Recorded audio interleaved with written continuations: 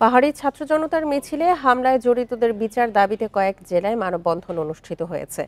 সকালে নাটোর শহরের স্বাধীনতা চত্বরে জাতীয় আদিবাসী পরিষদ জেলা শাখার আয়োজনে মানববন্ধন কর্মসূচি পালিত হয়। এ সময় বক্তারা বলেন, একটি উগ্রবাদী সংগঠন পরিকল্পিতভাবে বিক্ষুব্ধ ছাত্র জনতার শান্তিপূর্ণ কর্মসূচিতে হামলা চালিয়ে ফ্যাসিবাদের দৃষ্টান্ত উপস্থাপন করেছে। এদের পেছনে কারা আছে, তাদের লক্ষ্য কী, তা জাতির সামনে উদ্ঘাটনের পাশাপাশি জড়িতদের বিচার দাবি করেন তারা। এদিকে একই দাবিতে দুপুরে দিনাজপুর প্রেস ক্লাবের সামনে উত্তরবঙ্গের আদিবাসী ছাত্র জনতার ব্যানারে মানববন্ধন অনুষ্ঠিত হয়েছে।